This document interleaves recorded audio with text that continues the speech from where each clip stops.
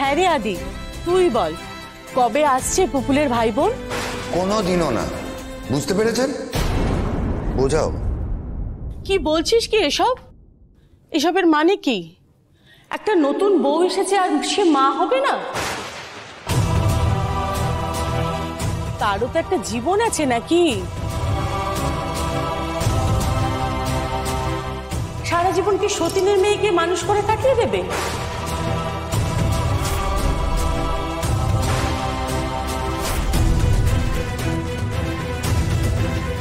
কি বলছেন? জানেন না কোথায় কি বলতে হয়? মিনিমাম সেন্স নেই। সরি মা। সবই বুঝি বাপু, তোমরা ভয় পাচ্ছ। নতুন বউ কাউকে পেটে ধরলে যদি সৎ মা হয়ে ওঠে?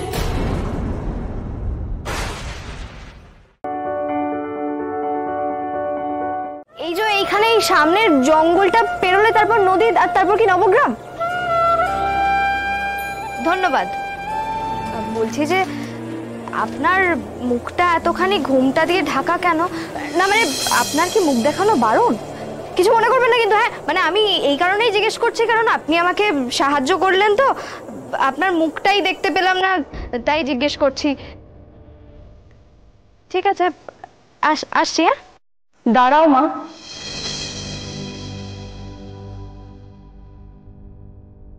এই জঙ্গলের পথ খুব অন্ধকার গো, সাপকোপের বাসা। এই প্রদীপটা সঙ্গে রাখো, এই প্রদীপটাই তোমাকে পথ দেখাবে। এই প্রদীপের আলোয় এত অন্ধকার কাটবে? অন্ধকার কি আলোয় কাটে মা? অন্ধকার কাটে বিশ্বাসে। তুমি বিশ্বাস করে পথ চলো, দিশা ঠিক খুঁজে পাবে।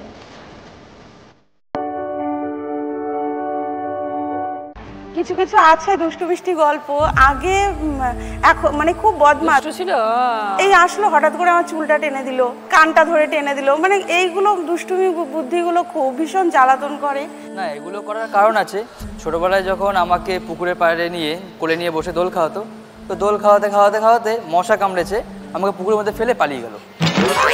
হ্যাঁ, তারপরে মা গিয়ে আমাকে পুকুর থেকে তুলেছে। না না, কি হচ্ছে, আমি পুকুর পাড়ে না ওকে বিকেলবেলা নিয়ে বসে আছি, এবার দেখছি ওকে মশা কামড়াচ্ছে। এবার আমি এবার দোল খাওয়াতে খাওয়াতে হঠাৎ করে মশা কামড়েছে, আমি মারতে গিয়ে এবার ওই সামনেই ডাঙাটার মধ্যে মানে হালকা জল ওখানে পড়ে গেছে। এবার আমি ভেবেছি মা তো আমাকে খুব মারবে, আমি দৌড়ে ওকে না তুলে বাড়ি চলে গেছি।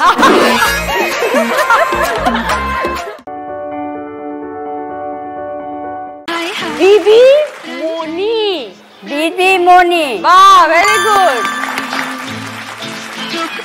আকাশ, আকাশ, বাহ। নদী, নদী, সেলাই, সেলাই, খেলনা, খেলনা। বাহ হলো। পাঁচটাই সঠিক, 10 পয়েন্ট। আস্তে পড়ে যাবে, বসবে, নাবো নাবো, আগে নাবো। এইবার বসে যাও। বুড়িদের একটু চঞ্চলতা বেশি।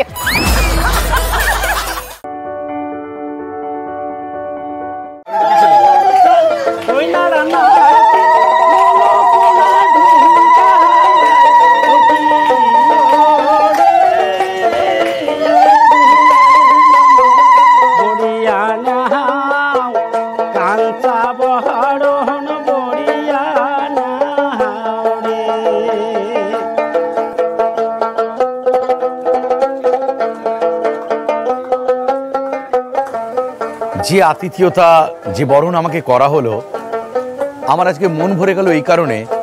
একসময় সত্যিই খুব হন্টন ছিল মনের মধ্যে যে আমি বাংলা টেলিভিশনে কাজ করব, এই সমগ্র যে বাংলার দর্শক তার কাছে পৌঁছবো। আজকে যে পৌঁছাতে পারলাম, তারা যে আমাকে চিনতে পারলো এবং ভালোবেসে হাসি মুখে আমার জীবনে শ্রীবৃদ্ধি চেয়ে, আমাদের ভালো চেয়ে তারা বরণ করে নিল, আমি কৃতজ্ঞ থাকবো এই টেলিভিশনের প্রতি, জি বাংলার প্রতি এবং এখানকার মানুষের প্রতি। যারা গায়ে হলুদ নিয়ে এসেছিল ওনাদের মধ্যে একজন অবাঙালি ভদ্রমহিলা ছিল। কিরকম দেখতে? আমি তো দেখিনি গুঞ্জন, ওনার মুখ ঢাকা ছিল, অবাঙালি মনে হলো। আমি তাড়াহুড়োর মধ্যে তো খেয়ালও করিনি অত। আসলে আমাদের তো ওদিকে দেরি হয়ে যাচ্ছিল, খুব তাড়াহুড়ো ছিল। আমি কোনো মতে গায়ে হলুদটা নিয়ে গরিবের কাছে গেলাম গায়ে হলুদের অনুষ্ঠান শুরু করার জন্য। আমি ওনার মুখ তো খেয়াল করিনি। না, আমাদের এখানে তো কোনো অবাঙালি ভদ্রমহিলা নেই। তাহলে মহিলা কে? কেন, কি হয়েছে? কি কিছু এখন অবধি হয়নি গুঞ্জন, তবে হতে পারতো অনেক কিছু। কেন? তোমাদের পরিবার থেকে আসা একজন মহিলার হাতে বন্দুক।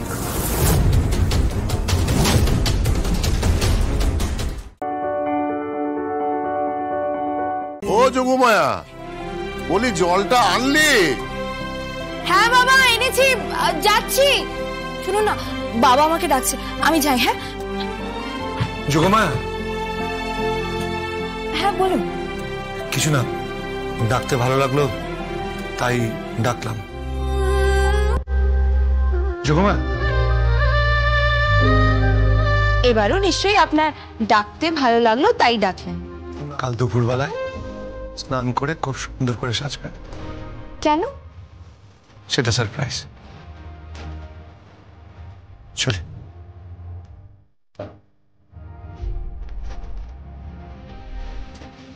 যোগমায়া,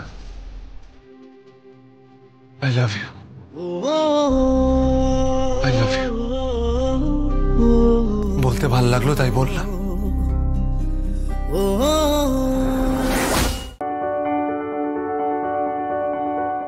মা আমি তোমাকে বলছি মা, ও ডেঞ্জারাস ছেলে, ওর মাথা খারাপ হয়ে গেছে। তুমি শুধু তোমার বড় ছেলেকে একটু দেখে রেখো না মা, ওর যেন কোনো ক্ষতি না করে। দেখো না ও যেন মাথা ঠান্ডা রাখে। মা আমি তো সবসময় বাড়িতে থাকি না, আমার অ্যাবসেন্সে তুমি দেখো তোমার ছোট ছেলে যেন তোমার বড় ছেলের কাছে না ঘেঁষতে পারে। তুমি একটু দেখে রেখো মা। আর ওকে আমি দেখে নেব। আমার সত্যি ভয় করছে জানো তো।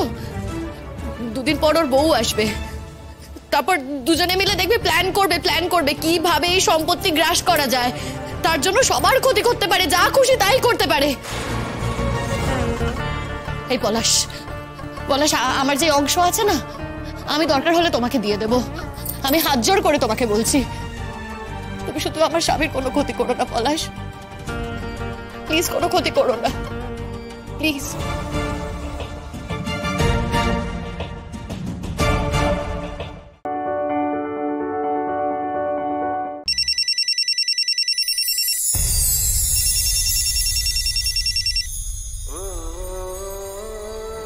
তিস্তা, আপনি? সব খবর ভালো? আপনি নিজে থেকে ফোন করলেন আজকে। আপনার কাছে কি বলে ধন্যবাদ জানাবো, তার মতো অনেক কিছু ঘটে গিয়েছে। শ্যামলী সে আর কি করলো? অনেক কিছু, প্রথমে ভালো খারাপ, আবার ভালো আবার খারাপ, সবকিছু মিলে আমি খুবই কনফিউজড হয়ে যাচ্ছি। বুঝেছি, বেশ জটিল ব্যাপারটা। দেখুন, সবকিছু তো ফোনে শুনে আমি বুঝতে পারবো না, তাই যদি সম্ভব হয় কাল একবার দেখা হতে পারে।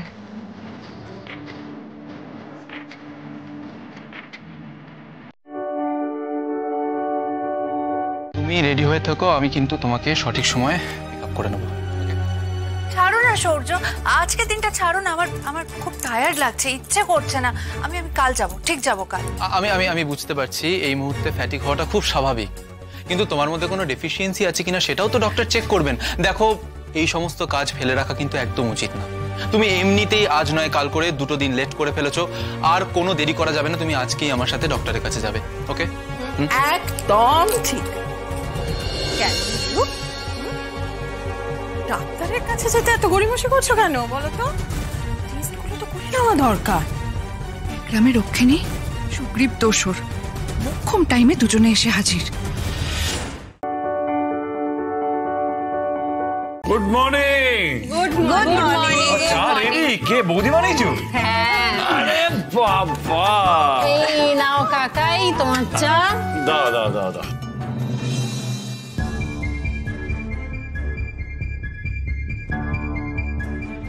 নাও ধরো। শুনেছি তুমি সকালবেলা মধু দিয়ে গ্রিন টি খাও, তোমার জন্য কিন্তু আমি তাই বানিয়েছি। ধরো।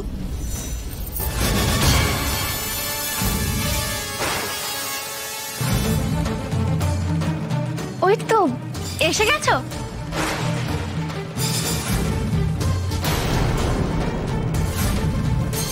কে?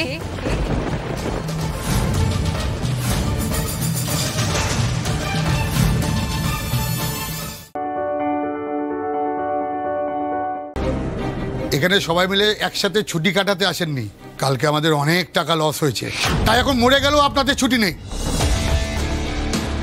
মুখ দেখছেন কি? কাজে যান। আপনারা ওনাকে নিয়ে চলে যান। আর শুনুন, কোনো রকম কিন্তু চালাকি করার চেষ্টা করবেন না। যান। কিন্তু শাশ্বত কি ফ্যানের কারসাজিটা করতে পারলো? না হলে তো এত পরিশ্রম সব চলে যাবে। যান মিসেস ঘোষ, আপনার কপাল খুব ভালো, আজকে আপনার ছুটি হয়ে গেল। যান, রেস্ট নিন। Thank you so much. ওঠো ওঠো, আস্তে আস্তে আস্তে। আরে তোমরা সব দাঁড়িয়ে কি করছো? কখন থেকে বলছি কাজে চলো, চলো কাজে চলো। বারবার বলছি দেরি হয়ে যাচ্ছে, সব এখানে দাঁড়িয়ে আছে, চলো কাজে।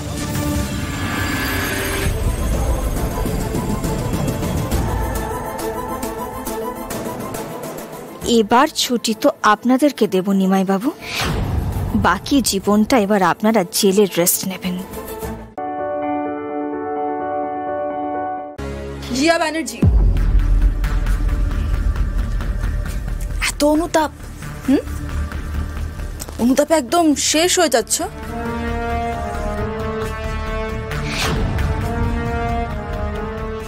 জাস্ট দুদিন আগে জেতার জন্য সবকিছু করতে পারতে, আর আজ পায়ে পড়ছো। সিরিয়াসলি?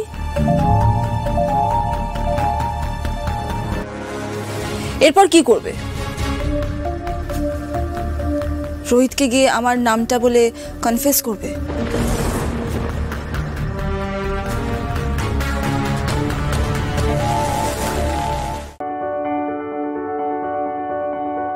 আপনারা সবাই এত বুদ্ধিমান আর সৌন্দর্যের গুণগ্রাহীও, কিন্তু একটা কথা আমি বুঝতে পারছি না। আমাদের কোন কথা আপনি বুঝতে পারেননি? এটাই যে নিজেদের মধ্যে যুদ্ধ কেন করছেন? সুন্দরী আমরাই অমৃতের জন্য লড়াই করছিলাম। তাইতে যুদ্ধ করার কি আছে? আপনারা নিজেদের মধ্যে এই অমৃত ভাগ করে নিন। এটা কে বিতরণ করবে সেটা তুমি বলো। আমার মতে সকলকে অমৃত উনিই ভাগ করে দিন। উনি আমাদের কাউকেই চেনেন না, তাই উনি যেটা করবেন পক্ষপাতিত্ব ছাড়াই করবেন। উনি সিদ্ধান্ত নেবেন যে আমাদের মধ্যে কে প্রথম অমৃত পান করবে। আমার সৌভাগ্য যে আপনারা আমাকে এর যোগ্য মনে করেছেন, কিন্তু এই ন্যায় আমি তখনই করতে পারবো যখন অমৃত কলসের সব কাহিনী আমি জানবো।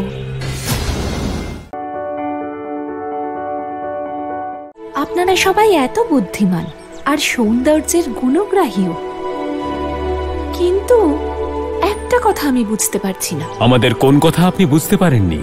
এটাই যে নিজেদের মধ্যে যুদ্ধ কেন করছেন? সুন্দরী আমরাই অমৃতের জন্য লড়াই করছিলাম। তাইতে যুদ্ধ করার কি আছে? আপনারা নিজেদের মধ্যে এই অমৃত ভাগ করে নিন। এটা কে বিতরণ করবে সেটা তুমি বলো। আমার মতে সকলকে অমৃত উনিই ভাগ করে দিন। উনি আমাদের কাউকেই চেনেন না, তাই উনি যেটা করবেন পক্ষপাতিত্ব ছাড়াই করবেন। উনি সিদ্ধান্ত নেবেন যে আমাদের মধ্যে কে প্রথম অমৃত পান করবে। আমার সৌভাগ্য যে আপনারা আমাকে এর যোগ্য মনে করেছেন, কিন্তু এই ন্যায় আমি তখনই করতে পারবো যখন অমৃত কলসের সব কাহিনী আমি জানবো।